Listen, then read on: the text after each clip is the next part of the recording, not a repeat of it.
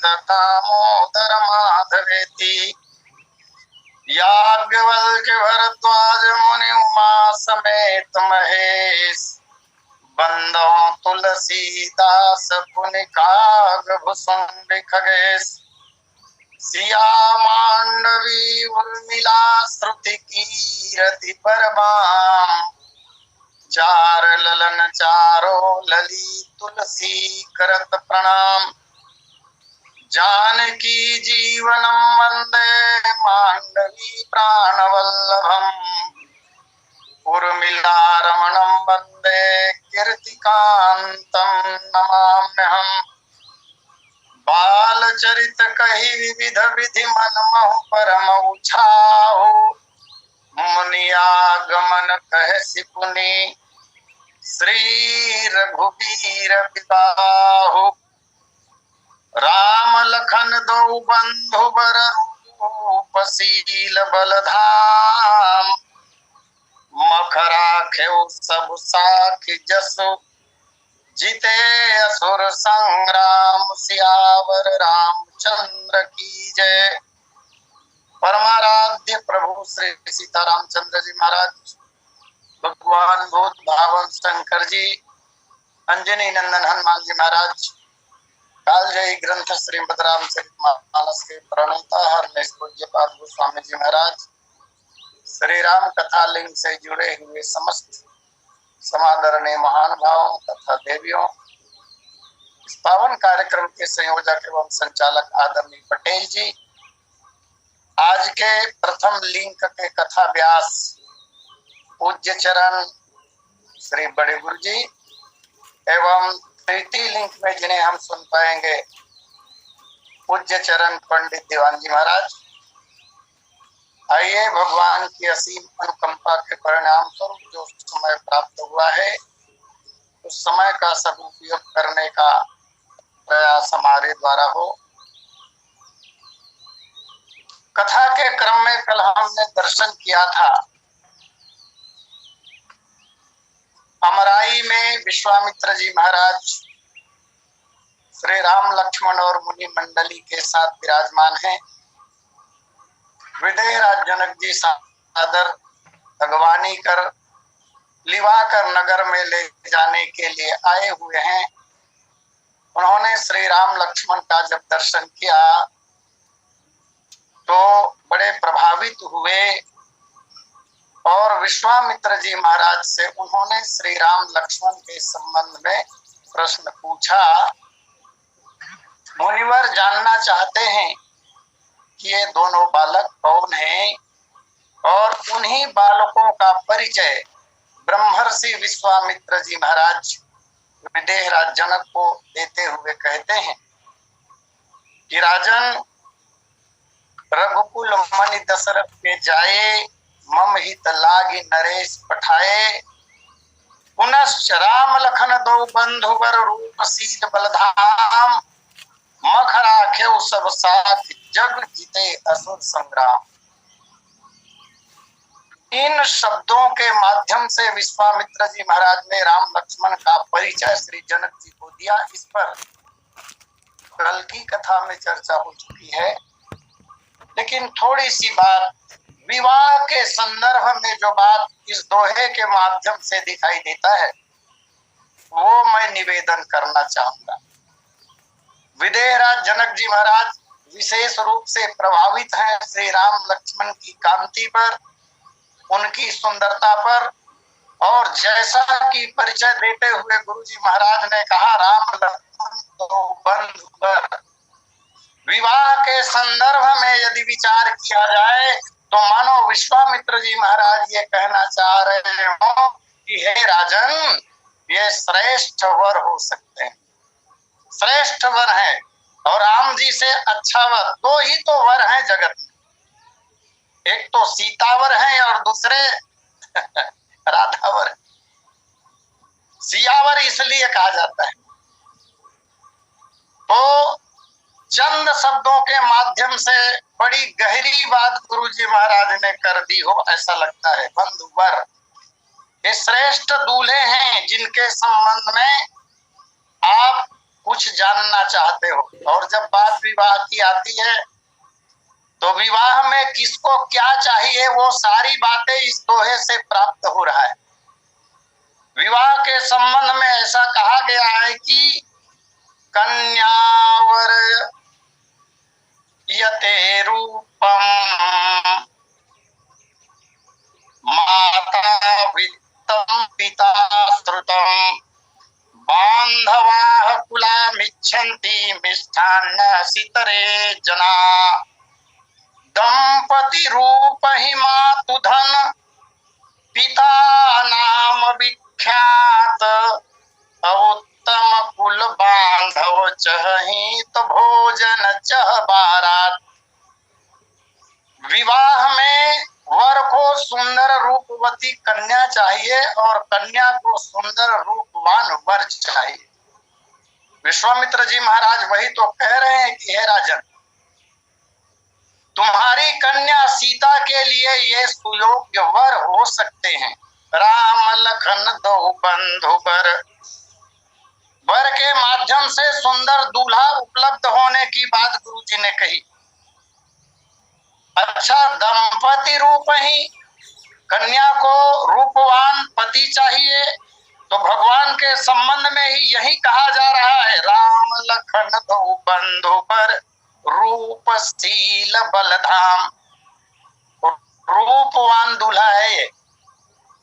तो कन्या को जो चाहिए उसकी पूर्ति भी हो रही है। अच्छा, वर की जो माता होती है, लौकिक बात है ये, वर की जो माता होती है उसे क्या चाहिए? तो उसे धन चाहिए, दहेज चाहिए। इसका संकेत यहाँ गोस्वामी जी महाराज करते हुए दिखाई दे रहे हैं। मम हित लागी नरेश पठाए, चौपाई में कहा रघुकुल मणि दशरथ के जाए, मम हित लागी नरेश पठाए, राजा ने भेजा है। इसका तात्पर्य हुआ कि ये राजकुमार है, और दशरथ के जाए से भी स्पष्ट हो रहा है कि ये राजा के कुमार है, और ऐसे वैसे राजा भी नहीं, चक्रवर्ती सम्राट के पुत्र हैं। और चक्रवर्ती सम्राट के धन का फिर क्या कहना। और अयोध्या के संदर्भ में तो दशरथ धन सुनी धनद लजाए, तो दूसरी बात भी यहाँ पूरी होती हुई दिखाई दे रही है। अच्छा, पिता को क्या चाहिए? तो कहा पिता नाम विख्यात, पिता को ख्याति लब्ध संधि चाहिए।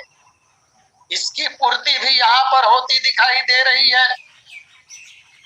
जीते असुर संग्राम, इन राजकुमारों ने युद्ध के मैदान में बड़े बड़े राक्षसों को परास्त किया है, माने ऐश्वर्यवान है, ऐश्वर्यवान है। इसका तात्पर्य क्या हुआ? इसका तात्पर्य यही हुआ कि ये धनुर्वेद में पारंगत हैं, बड़े बड़े राक्षस इनके सामने ठहर नहीं सकते।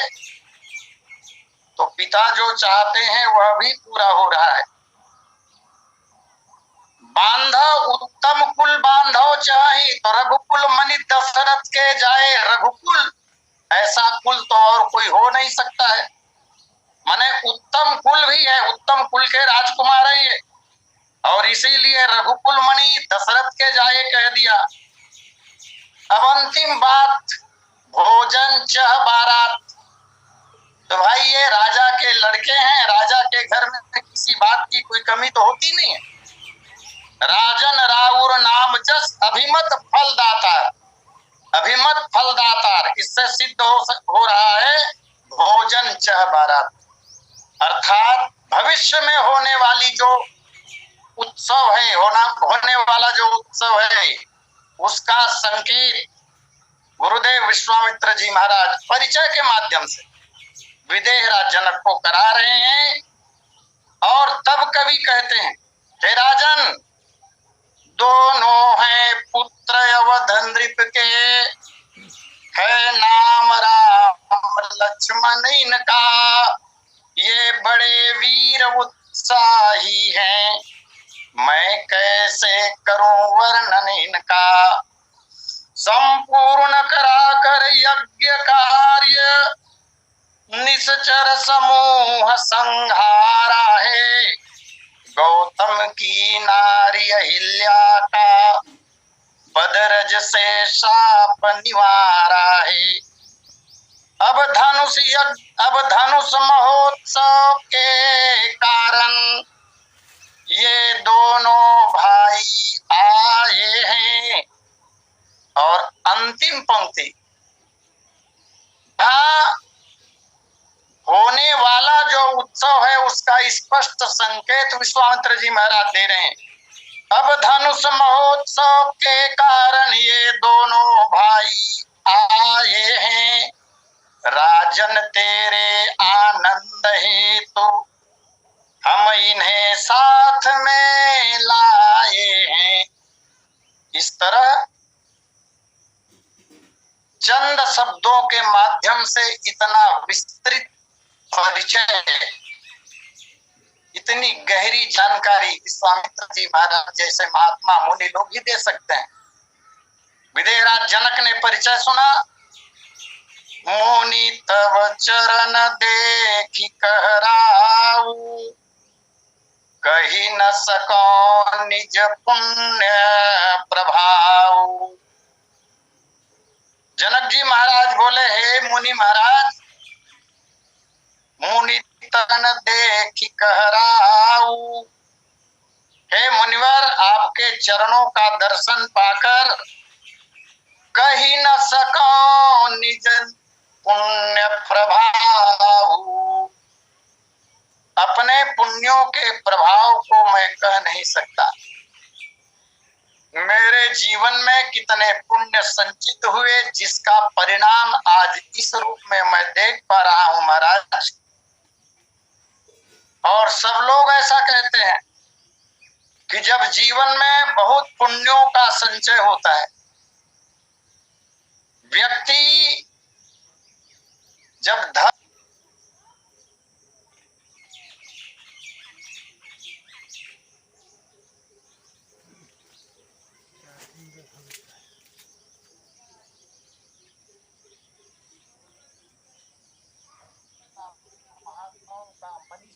दर्शन होता है महाराज, संत महात्माओं का दर्शन ऐसे ही सुलभ नहीं होता।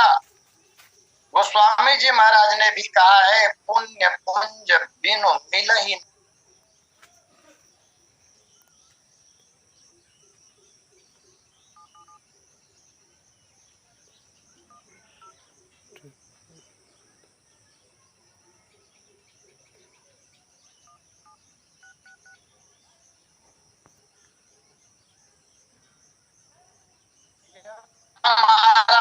हमारी सनातन परंपरा रही है कि हम संत महात्माओं की स्तुति प्रशंसा करते ही हैं। तदनुसार विदेहराज जनक ने कहा, हे भगवान, आपका जो शुभागमन हुआ है ना जनकपुरी में, ये मेरे पुण्यों के उदीयमान होने को प्रकाशित करता है महाराज, प्रमाणित करता है। मेरे पुण्य आज जागे हैं, उन पुण्यों के प्रभाव से ही आपका पदार्पण जनकपुर की धरा पर हुई है महाराज। क्या पता कितने पुण्य होंगे मेरे जीवन में जिसके फल स्वरूप आपने आकर दर्शन दिया। दर्शन वह भी महात्माओं का, महात्माओं के चरण जहां पर पड़ जाए, वैसे भी महात्माओं के चरण तीर्थ होते हैं। ये महात्मा लोग, ये साधु लोग, ये संत लोग तीर्थाटन नियमित रूप से करते हैं और तीर्थों के रजकण इनके पावन चरण कमलों में लगते हैं। इसलिए तीर्थों का प्रभाव इनके चरणों में आ जाता है और वही चरण जब कहीं पड़ जाते हैं तो कुसंस्कार युक्त धरती भी संस्कार से जगमगा उठती। आपका दर्शन किया मैंने महाराज, इतना ही नहीं, आपने अपना दर्शन भी कराया और सगुण ब्रह्म का साक्षात दर्शन आपने कराया है। ये आपकी बड़ी महती अनुकंपा है हमारे ऊपर। और इससे ऐसा लगता है महाराज, मुझे पूरा विश्वास हो रहा है कि मैंने जो प्रतिज्ञा की है ना, वह प्रतिज्ञा अवश्य ही पूरी हो जाएगी। और एक निवेदन करूं, जिन कार्यों में, जिन अनुष्ठानों में ऐसे महात्माओं का पदार्पण होता है, वो अनुष्ठान, वो कार्य, वह अभियान अवश्य ही सफल होता है। इस तरह के जिन जिन कार्यों में महात्माओं का आगमन हुआ, वो सब सफल ही हुए। यदि कभी असफलता का अवसर आया भी तो वो सफलता में बदलते हुए देखे जाते हैं। वैसे विदेहराज जनक की प्रतिज्ञा सामान्य नहीं है, बड़ी प्रतिज्ञा है उनकी। आज विश्वास हो गया कि मेरी प्रतिज्ञा पूरी हो जाएगी। अच्छा, भगवान श्री रामचंद्र जी महाराज और लखनलाल जी का दर्शन जो जनक जी कर रहे हैं, उसके पीछे सिद्धांत क्या? यदि विश्वामित्र जी महाराज न होते या विश्वामित्र जी महाराज न लाए होते तो राम लक्ष्मण कैसे जनकपुर आते? विदेहराज जनक के साथ जनकपुर वासियों को जो आज भगवत दर्शन हो रहा है, वो संत की ही तो कृपा है। अस्तु सिद्ध होता है कि भगवान का दर्शन संत ही कराते हैं। कदाचित बिना संत कृपा के अगर दर्शन हो भी गया, केवल मुखमंडल देखने का काम हो भी गया, तो कल्याण होता हुआ दिखाई नहीं देता। 87 दिनों तक तो लंका में भगवान राम रहे। लंका के कितने लोगों ने भगवान का दर्शन किया होगा? यह बात अलग है कि भगवान के हाथों या भगवत भक्तों के हाथों वो राक्षस मारे गए, इसलिए कल्याण हो गया। दुर्योधन ने कितने बार भगवान कृष्णचंद्र जी महाराज का दर्शन किया रहा होगा? क्या फल मिल पाया उसे? भगवत दर्शन जब संतों की कृपा से होती है, तब तकदीर ही खुल जाया करते हैं। इसलिए आज विश्वास हो गया जनक जी को कि मेरी प्रतिज्ञा अवश्य में पूरी होगी। एक दूसरी बात, विश्वामित्र जी महाराज ने भगवान के शुद्ध ऐश्वर्य को गुप्त रखने के लिए विदेहराज जनक जी से जो चर्चा की, वो माधुर्य में की। माधुर्य का वर्णन किया, माधुर्य भाव में बातें रखी, और इसका प्रभाव ये हुआ कि विदेहराज जनक का मन आसक्त हो गया। उन्होंने पूछा तो था, जिस पर बहुत बार चर्चा हो चुकी है, मोनि कुल तिलक नृप कुल पालक। और जब विश्वामित्र जी महाराज ने श्री रामचंद्र जी महाराज के संबंध में बातें जनक जी से कही, पता चल गया ये ऐसे सुंदर बालक हैं जो आयु के आधार पर तो बालक ही दिखाई देते हैं, लेकिन हैं बड़े बलवान, बड़े बलवान हैं। और जब ये बड़े बलवान हैं,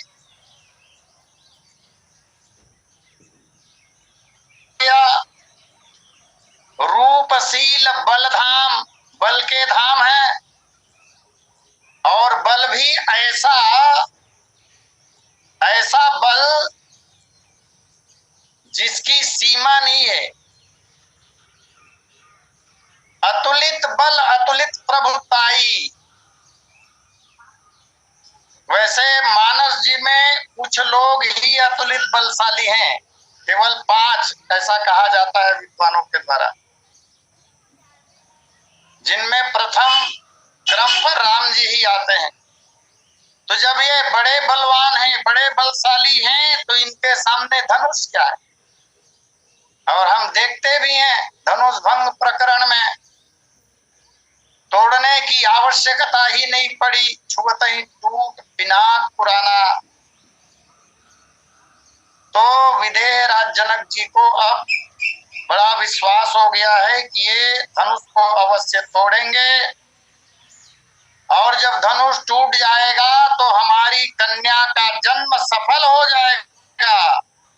ऐसा विचार मन में आते ही जनक जी महाराज माधुर्य भाव में खो गए, और माधुर्य भाव में जब खो गए तब कवि को कहना पड़ा, कही न सको निज पुण्य प्रभाव। यह सब पुण्य के प्रभाव का परिणाम है महाराज, कहा नहीं जा सकता। और काव्य निर्णय ग्रंथ में कवि एक बड़ी सुंदर बात लिखते हैं। विदेहराज जनक काव्य निर्णय में कह रहे हैं, आज बड़े सुकृति हमहि भयो पात कहानी हमारो धराते, पूरबहु कियो पुण्य बड़ो भयो प्रभु को पदधारी बताते। बड़ा पुण्य किया है इसलिए भगवान का पदार्पण हुआ। आगम है सब भांति भलोई, विचारिये दास जुए तो कृपाते, श्री ऋषिराज तिहारे मिले हमें, जानी परी त्यों काल की बातें। हे महाराज, हमारे पुण्यों के कारण आपका पदार्पण हुआ, और आपका दर्शन और प्रभु का दर्शन करने का परिणाम ये हुआ कि हमें भविष्य दिखलाई दे रहा है। भविष्य का दिखाई देना यही कि धनुष अवश्य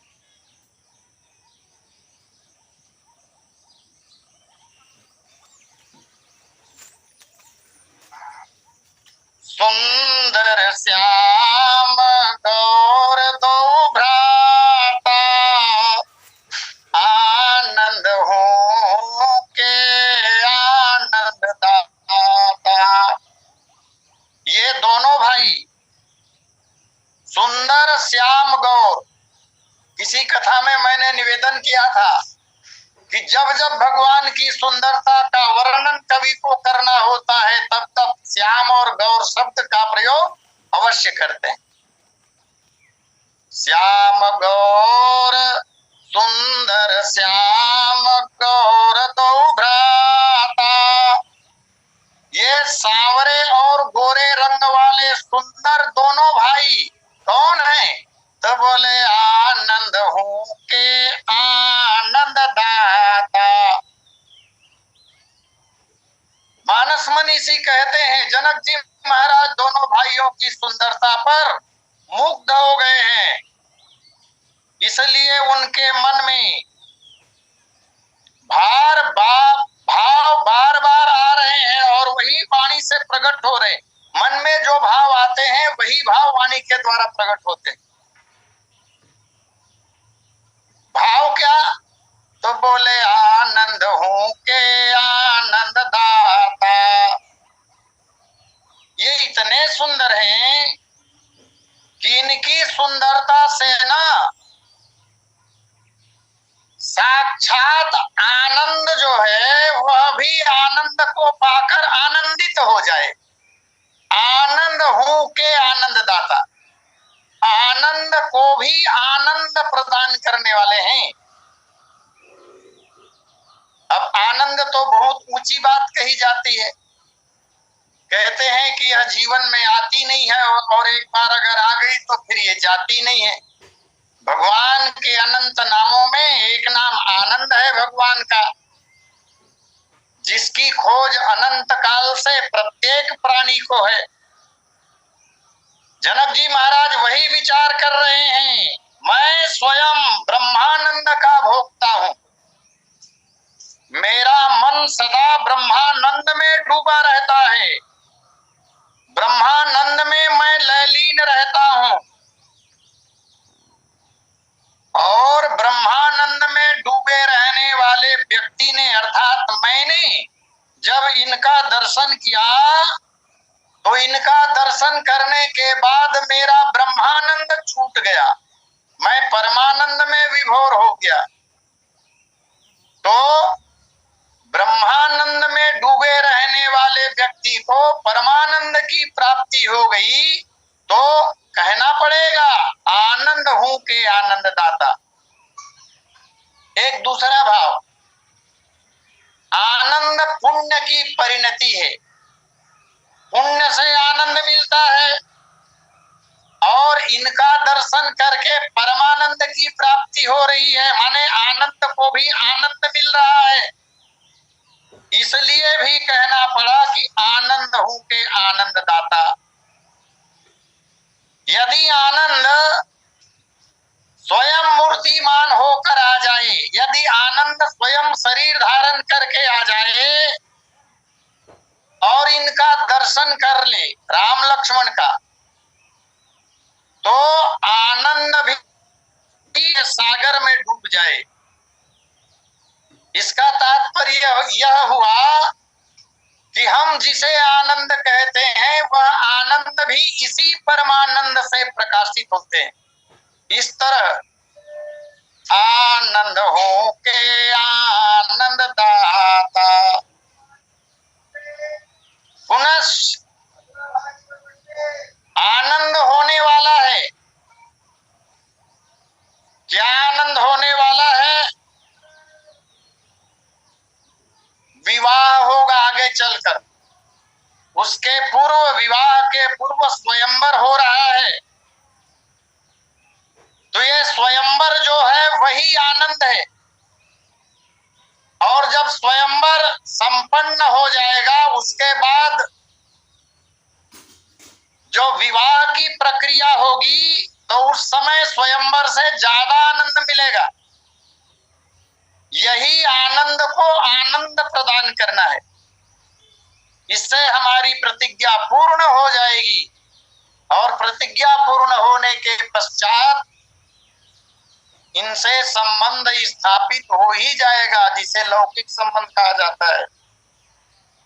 एक अन्य भाव विद्वान लोग देते हैं, आनंद रूप मेरी कन्या सीता है, सीता आनंद रूप है,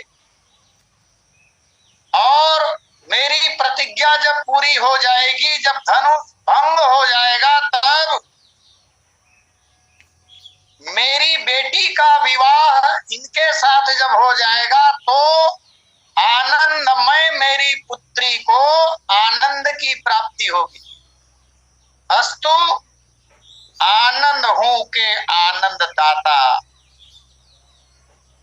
और भी देखें, श्री सीता जी के लिए गोस्वामी जी महाराज ने जो बात कही है वही बात राम जी के लिए भी कह रहे हैं। सीता जी के लिए क्या कहा? बोले सुंदरता कहूं सुंदर करई, छवि गृह दीप सिखा जनु बरई। सीता जी के लिए ये कहा, और उसी भाव से मानसकार ने यहाँ भगवान राम जी के लिए स्वयं नहीं कहकर जनक जी के द्वारा कहलवा दिया, आनंद हूं के आनंद दाता। दोनों के मध्य समता स्थापित कर दी। जो आनंद की राशि भगवान है, आनंद के भंडार भगवान है, आनंद के समूह भगवान है, उस आनंद का कण मात्र आनंद यदि किसी प्राणी को मिल जाए तो उसका जीवन धन्य हो जाता है। जैसा कि नामकरण प्रसंग में गोस्वामी जी महाराज स्वयं कह रहे हैं, जो आनंद सिंधु सुख राशि, सी करते त्रैलोक्य सुपासी। ये आनंद को भी आनंद देने वाले हैं,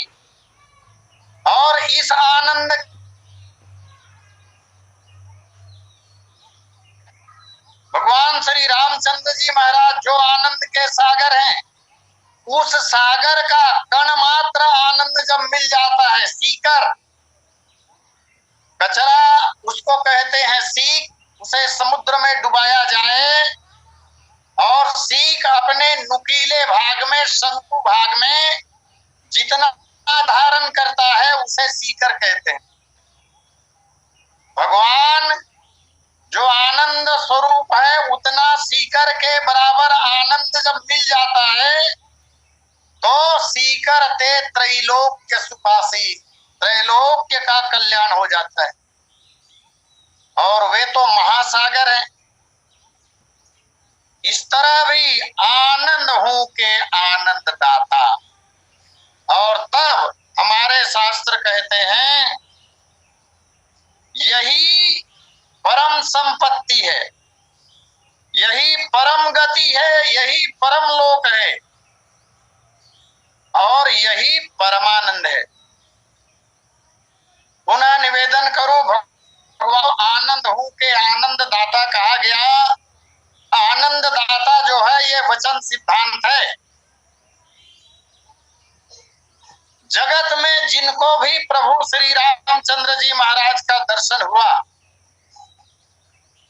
उन्हें आनंद की प्राप्ति हुई, ऐसी बात नहीं है।